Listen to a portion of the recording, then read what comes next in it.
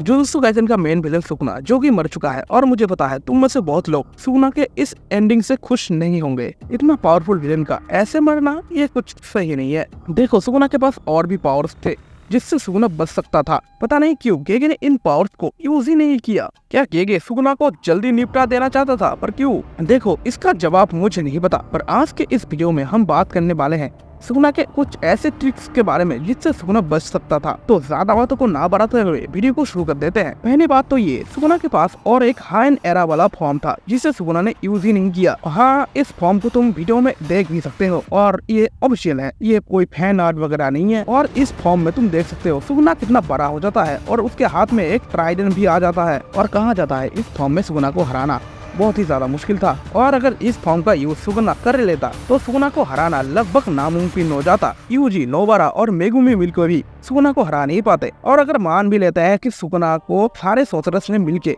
उसे इतना पीटा है कि वो हारने ही वाला है, फिर भी सुकुना के पास एक बचने का मौका था और वो था मर्जरर। हाँ, मैं यहाँ पे बात कर रहा हूँ तेंगिन मर्जर के बारे में। अगर तुम्हें नहीं बताया तो मैं तुम्हें बता दूं, केनजाकू ने सुकुना को तेंगिन मर्जर का ची दिया था जिससे सुकुना तेंगिन मर्जर को शुरू कर सकता था। और अगर वो ऐसा कर लेता तो डेफिनेटली सुकुना वहाँ पे बच सकता था, पर सुकुना ने ऐसा किया नहीं क्योंकि गेगे ने ऐसा करने नहीं दिया उसे। देखो गेगे से मेरा एक ही सवाल है, तुमने सुकुना को इतना ज्यादा पावर दिया, उसके पास हेन एरा वाला फॉर्म था, उसके पास तेंगिन मर्जर की था, पर तुमने हमें सुकुना को इन चीजों को यूज करते हुए दिखाया नहीं। क्या इन पावर्स का तंबूरा बजाने को दिया था उसे? और भी एक रास्ता था जिससे सुकुना बच सकता था। देखो हमें पता है कि सुकुना बॉडी स्वाइप कर सकता है, उसे बस किसी भी सोर्सरर को अपनी उंगली खिलानी होगी और उसके बॉडी में उसके बाद वो जा सकता है। मेरी मानो तो सुकुना को ऐसा करना भी चाहिए था। देखो 10 शैडो टेक्निक के लिए सुकुना मेगुमी के बॉडी पे गया था, पर 10 शैडो टेक्निक तो खत्म हो चुका था। माहोरागा और मेगुमी के बाकी शिकिगामिस को गोजो ने मार दिया था। तो जिस टेक्निक के लिए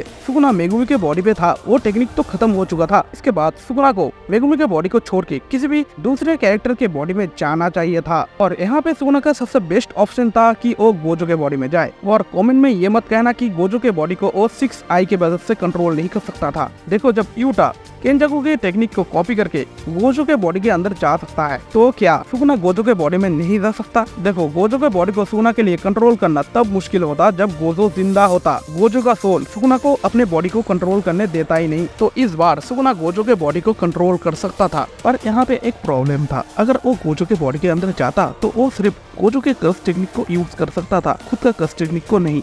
पर इसका सॉल्यूशन किसी बाइंडिंग बाव से सुकुना कर सकता था। देखो सुकुना ने बहुत सारे बाइंडिंग बाव क्रिएट किया है, तो सुकुना ऐसा बाइंडिंग बाव भी क्रिएट कर सकता था। और अगर वो ऐसा कर लेता तो तुम खुद ही सोच के देखो सुकुना कितना ज्यादा ओवरपावर्ड कैरेक्टर बन जाता। ये थे कुछ रास्ते जिससे सुकुना खुद को बचा के दूसरों की मार सकता था, पर गेगे ने ऐसा कुछ किया नहीं और उसे एक अनरिस्पेक्टफुल मौत दे दी। इससे भी बड़ी बात, सुकुना के बैक स्टोरी को हमें दिखाया नहीं गया। मतलब कि इस बंदे की लाइफ में ऐसा क्या हुआ ये विलेन बना, यही हमें पता नहीं। देखो नारुतो और डीमन स्लेयर में हर एक कैरेक्टर का बैक स्टोरी दिखाया गया और यहाँ पे हमें मेन विलेन का भी बैक स्टोरी पता नहीं। क्या तुम सुकुना के इस एंडिंग से खुश हो? कमेंट करना। और इस वीडियो को हम यही पे रैप अप करते हैं।